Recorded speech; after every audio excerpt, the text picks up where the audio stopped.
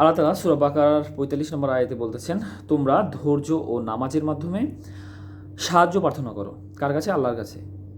আল্লাহ তাআলা কিন্তু বলে দিচ্ছেন সূরা বাকারার ৪৫ নম্বর আয়াতে যে তোমরা ধৈর্য ও নামাজের মাধ্যমে সাহায্য প্রার্থনা করো এবং বিনীতগণ ব্যতীত আর সকলের নিকট নিশ্চিতভাবে এটা কঠিন।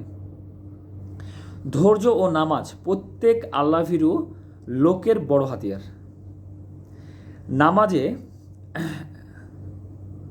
নামাজের মাধ্যমে একজন মমিনের সম্পর্ক মহান আল্লাহ তাআলার সাথে বলিষ্ঠ হয়।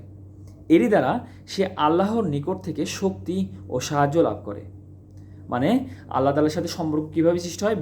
সম্পর্ক বলিষ্ঠ হয় নামাজের মাধ্যমে, এবং এটার মাধ্যমে আল্লাহ তাআলার সাথে যে সম্পর্ক হয়, এই সম্পর্কের মাধ্যমে আমরা শক্তি অথবা সাহায্য অথবা দুইটাই লাভ করে থাকি। ধৈর্যের মাধ্যমে কার্যে সুদৃঢ় এবং দিনে প্রতিষ্ঠিত থাকার প্রেরণা সৃষ্টি হয়।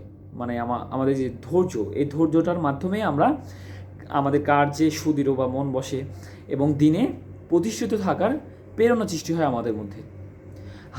হাদিসে আসছে, নবী করিম সাল্লাল্লাহু আলাইহি সাল্লাম এর সামনে যখন কোনো গুরুত্বপূর্ণ বিষয় এসে উপস্থিত হতো, তখন তিনি নামাজে স্মরণাপন্ন হতেন।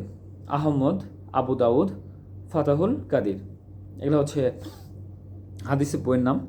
আচ্ছা, দ্বিতীয়ত, নামাজের যত্ন নেওয়া সাধারণ মানুষের জন্য ভারী কাজ, কিন্তু বিনয়ী নম্র মানুষের জন্য তা সহজ কাজ, এবং নামাজের দ্বারা হৃদয়ের প্রশান্তি উপকরণ। মানে তাদের জন্য যে হৃদয়ের প্রশান্তি, সেটা হচ্ছে নামাজের দ্বারা আসে। এই লোক কারা? এরা সেই লোক যারা কিয়ামতের ওপর পূর্ণ বিশ্বাস থাকে, অর্থাৎ কিয়ামতের প্রতি বিশ্বাস সৎকর্মসমূহকে সহজতর করে দেয়, এবং আখিরাত থেকে উদাসীন যে মানুষগুলো আখিরাত থেকে উদাসীন বা আখিরাতের উপর বিশ্বাস থাকে না ওইভাবে, তাদের বদ আমলের অভ্যাসী বানিয়ে দেয়। এই অবিশ্বাস করার কারণে তারা বদ আমলের অভ্যাসী হয়ে যায়।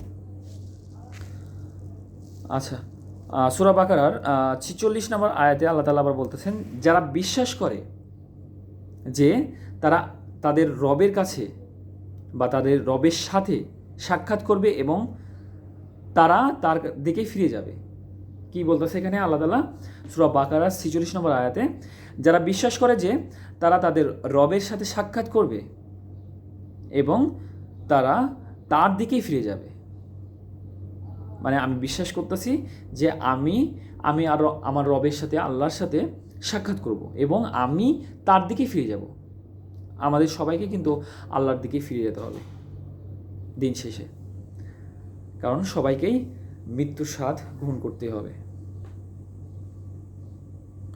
তো